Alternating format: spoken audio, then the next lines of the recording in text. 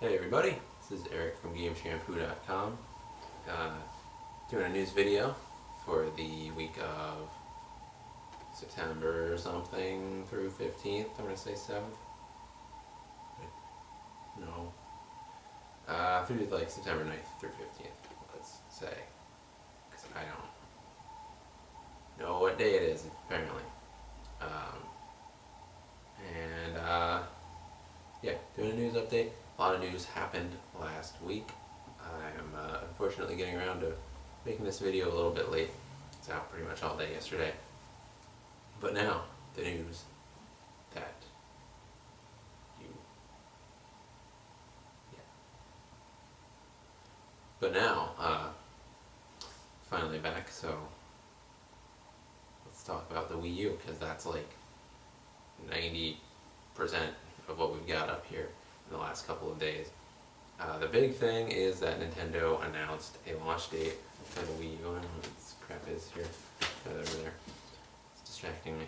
Well, announced the launch date for the Wii U. It's November 18th in the US of A, and it's going to be coming out in two different forms. They've got the basic bundle, which costs $299.99, and it's the system. You get the gamepad, and you get a few other things, and then we've got the deluxe version, which is $349.99, which comes with 32 gigabytes of internal memory on a hard drive, and it's the black version of the system. It's the only way you're going to get a black version. It has like stands for the gamepad and stuff like that. It's included extra, and you get Nintendo Land for free, which, I mean, that kind of seems like they might have wanted to include that with everything, every SKU, like they did with Wii Sports. But anyways, we have a video up of that discussing all this Wii U news and, you know, what we think of the system and where we think it's all going and all that stuff. So if you're really curious about the Wii U, check that out on our channel. It's called Let's Talk About Wii U. And it looks interesting, to say the least. And we will be getting one. And right now we are definitely getting Zombie U, Rayman, Legends, New Super Mario Bros. U, and Scribblenauts Unlimited for the launch of the console. And Batman as well. So I guess good like 5 games for the launch. And yeah, definitely look for coverage of that from us, because I personally am super curious about it. I don't think necessarily that it was a good decision to price it so high,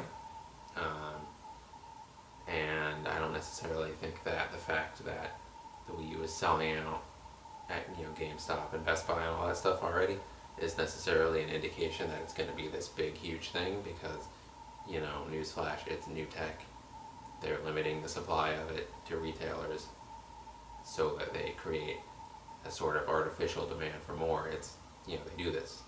Big companies do this every time they launch something like this. So I don't necessarily think that just because it's the successor to the Wii, it's necessarily going to be super successful, but I am very interested to see where it all goes, and you can join me in finding out together when it comes out on November 18th. So you maybe won't be able to join me on that whole Wii U thing if you were thinking of buying through Amazon. The big story of Friday was that Amazon is not selling the Wii U. They were not selling it for pre-order after Nintendo's conference on Thursday. They continued to not have it in stock until Friday evening, at which point they issued a statement saying, hey, we don't have this thing in stock right now in the US store. We're probably not going to have it in stock for a while. Maybe go pre-order it somewhere else, but you know, if things change, we'll let you know. That's bad news for anybody who was relying on Amazon as a way to get their Wii U, because, like I just said, Best Buy is sold out, GameStop has sold out of the deluxe editions anyway, and they're quickly burning through the basic um, because of this whole, artificial demand thing that companies like to do when they put something like that out. So if you're looking to pre-order through Amazon and you live in the United States, if you live in the UK or any other part of the world where Amazon is what they are, you're good to go. But in the US, no. So that kind of sucks for some people. Let's keep it on the Wii U for now, although we do have other things. We've got NintendoTVii, which again we discussed in great depth in the Let's Talk About Wii U video, so I'm not going to cover it a whole lot here. Just to say that Nintendo debuted it at their conference on Thursday. It looks super cool. You can stream television to the tablet or the TV through the Wii U, and that goes for things like Netflix, Hulu Plus, Amazon Instant Video, as well as live television. It looked like you could stream it right to the tablet and participate in live polls, stuff like that. It's arguably the most advanced looking kind of streaming interface we've seen on a console, and it's very interesting. Bayonetta 2 was announced as an exclusive for the Wii U. This was kind of a big shocker at Nintendo's conference on Thursday. Since then, we've kind of figured out what happened a little bit and how this whole situation came to be. Sega was reshuffling a lot of their properties earlier in the year and late last year. And what probably happened was they just dumped Bayonetta 2 because they published Bayonetta 1. And so they probably just dumped Bayonetta 2 and said, that we don't think this is going to be profitable enough for us. We're kind of struggling financially. We want to focus on guaranteed hits, whatever. And then Nintendo probably swooped in and said, hey, you guys want to finish that game? Come with us. Super thirsty here for some reason.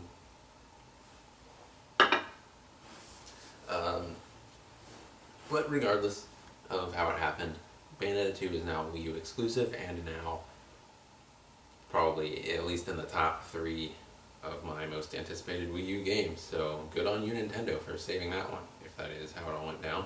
Monster Hunter 3 Ultimate also coming to the Wii U and the 3DS. Another thing that we covered in the Wii U video, you probably just go check that out if you want to check out the Wii U. I'll be here. It's no problem. No skin off my back. It's Monster Hunter. It's basically an updated version of Monster Hunter 3. It communicates cross-platform from the 3DS to the Wii U, which is neat. Black Ops 2 was also announced for the Wii U. You can play split screen with one player on the tablet and one player on the actual television screen to eliminate screen watching, which is probably the big Wii U addition there. But there are also kill streak and perk kind of things that you can mess around with on the tablet screen. So it looks nifty. And then Activision talked a few of their other properties coming to the console as well. They're talking Skylanders Giants, of course, because it's on everything, right? And that does look kind of cool. Skylanders was pretty alright for a kids game, especially. I mean, ideally we shouldn't have to throw around such qualifiers like as for a kids game, but definitely one of the better kids efforts out there. Adults found it pretty fun too. Transformers Prime coming to the Wii U, and 007 Legends is coming to the Wii U. Presumably this fall. It's coming out October for other consoles. So that is the big dose of Wii U news for the week. A lot of stuff. So now let's start talking other stuff. Preferably Borderlands 2. Yeah, that game looks pretty sick. And you can preload it on Steam now. It's actually been on there for a few days, so you can get it all ready to go for the instant that Steam makes it available. There's also a contest going on for people in European territories. Unfortunately, this is not really relevant to the U.S. audience. That is going on Gearbox's official Borderlands site. You can play a game and win T-shirts, games, swag, or even a copy of the Ultimate Loot Chest Edition, which we will be unboxing on Tuesday. So look forward to that. I know I've been pimping that a lot, but that's just because I'm really excited about it. Definitely check that out. There's a ton of cool stuff in it. Speaking of shooters, we've got Medal of Honor Warfighter, gameplay up on the site. We got a solid 8+ minutes of shooting, and it's looking really gorgeous, as you could probably expect from something running on Frostbite 2. Not specified by EA whether this is PC footage, Xbox footage, PS3 footage. If I had to guess, I would say it was probably running on a PC, because this is really beautiful stuff. Definitely on par with what Battlefield 3 was doing, at the very least. And so this is gonna cover kind of the vertical slice that game publishers try to go for when they promo stuff like this, where you're kind of sneaking in, and then you go in and shoot a bunch of guys, and then you climb into a helicopter and you get that kind of chopper gunner perspective where you're looking down on everybody, mowing them all down with a chain gun, and things just kind of progressively snowball and get bigger and bigger and bigger and crazier as it goes on. I mean, it looks like pretty much, it looks like what you would expect out of a game that is aping Call of Duty, basically. But that doesn't necessarily mean that it doesn't look alright. And the graphics, like I said, are great. Hitman Absolution is on sale right now on Steam for 10% off. Not even out yet, but you can grab it for $45. Technically, I think it's $44.99, but whatever. Instead of the usual $50 that it'll run for if you pre-order. You'll also get access to the Sniper Challenge. I think that's all you get if you pre-order. And there's a special edition of the game that you can get that's also 10% off, so that'll make it something like $54, I think, instead of $60 that they were asking for it. That'll get you an art book, a soundtrack, that kind of stuff. A few extra downloadable bits and pieces there.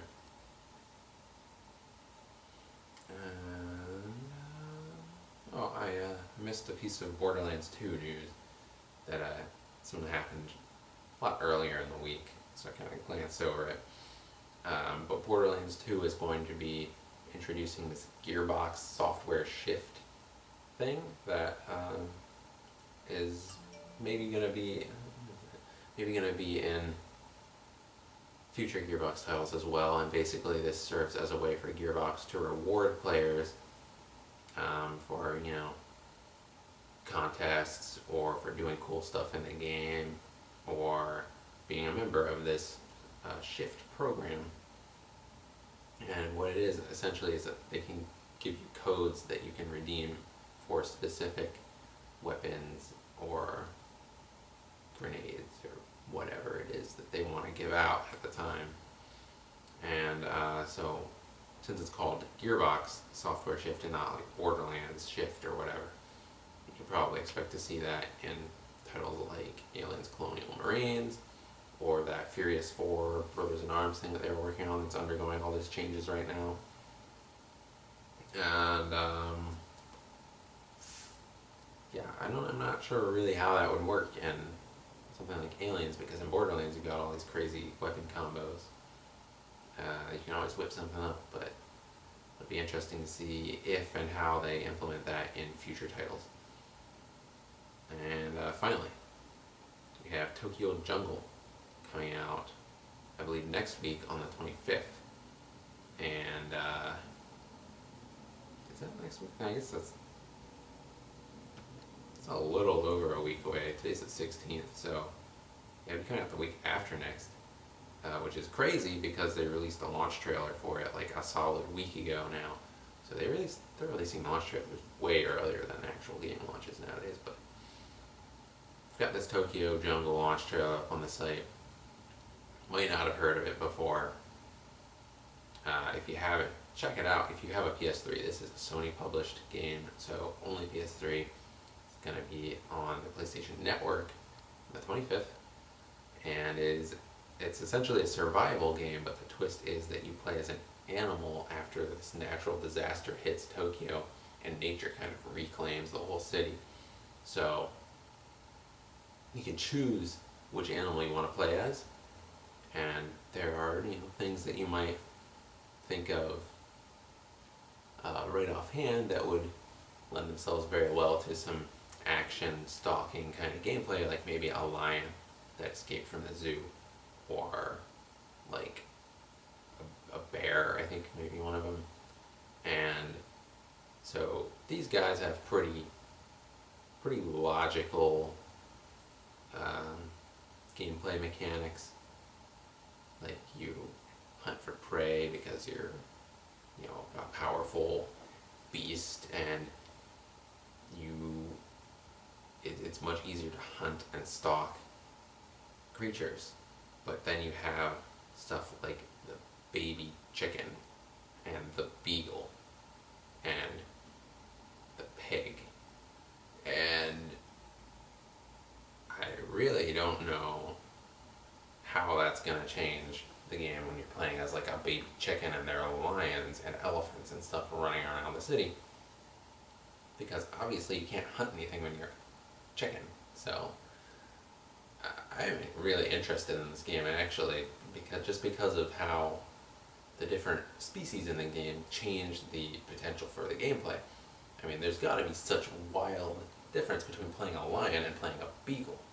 So I don't know if it's necessarily going to be good or not, but I'm super curious to at least dabble in it and kind of get a couple games going, see what the differences are between all these creatures when it really comes down to the core gameplay mechanics.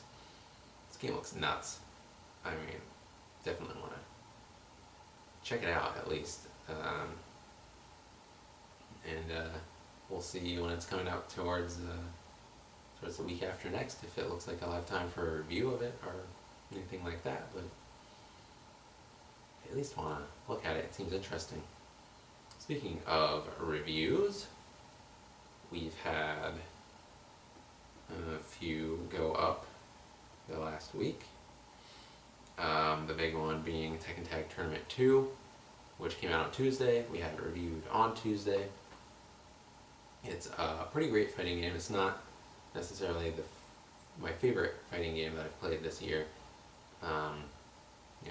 There's been a pretty good amount coming out pretty steadily this year. Tekken is not my favorite. Tekken has never really been my favorite, though. If you are into this series, definitely pick it up. There's over 50 characters, I believe, and the online play is very smooth. Typically, it's very rare to find lag in Tekken Tag Tournament 2 online, which in and of itself is pretty impressive. And there's that huge roster to contend with. Each character has 100 plus moves. It's a crazy, silly, kind of ridiculous game, but there's so much depth there too, and it lends itself well if you want a fighting game to just sink hours and hours into. So it's a good game. Yeah. Check out the review for more. Of course, it is a very detailed review. Tried to go into a lot of depth about the systems of the game and stuff like that. And then we've got stuff like Dust and Mark of the Ninja that went up a little more towards the middle or end of last week, week before last. And again, I feel like Mark of the Ninja is not huge, but definitely just get it. It's awesome. So for this upcoming week, in terms of reviews, the big one is obviously Borderlands 2.